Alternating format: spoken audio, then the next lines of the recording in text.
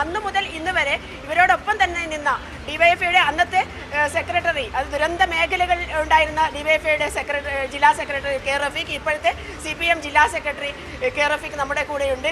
അന്ന് ദുരന്ത മേഖലകൾ എനിക്ക് ഓർമ്മയുണ്ട്, ഞാൻ കാണുമ്പോൾ ഒരു യൂണിഫോമിലായിരുന്നു ദുരന്ത ബാധിതരുടെ കൂടെ അവരെ സഹായിക്കാനായി.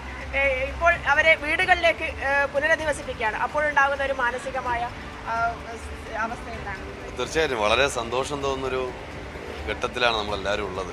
ദുരന്തബാധിതരായ ആളുകൾ വളരെ സന്തോഷത്തോടു കൂടി ഇവിടെ ഒത്തുചേരുന്നു. എല്ലാവരും സുതാര്യമായി നടക്കുന്ന ഈ പ്രവർത്തനത്തെ അവർ വളരെ നെഞ്ചേറ്റ നിലയാണ് കാണുന്നത്.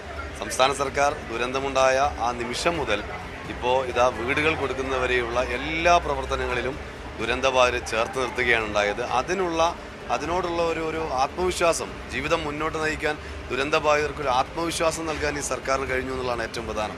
ആ നിലയിലേക്ക് സർക്കാർ ഇടപെട്ടു. സമാനതകളില്ലാത്ത നിലയിൽ മറ്റേതെങ്കിലും ഒരു സംസ്ഥാനത്തോ യഥാർത്ഥത്തിൽ മറ്റേതെങ്കിലും മുന്നണിയുമോ കേരളത്തിൽ ഭരണത്തിലുണ്ടായിരുന്നെങ്കിൽ ഈ നിലയിലാവില്ല എന്ന് ദുരന്തബാധിതർ തന്നെ കൃത്യമായി പറയുന്നു. അവർ ഈ ഗവൺമെൻറ്, ഇടതുപക്ഷ ജനാധിപത്യ മുന്നണിയുടെ നേതൃത്വത്തിലുള്ള ഗവൺമെൻറ് നടപ്പിലാക്കിയ ഈ ടൗൺഷിപ്പിനെ നെഞ്ചോട് ചേർത്തിരിക്കുന്നു. എല്ലാ പ്രവർത്തനവും അവർ സംതൃപ്തരാണ്.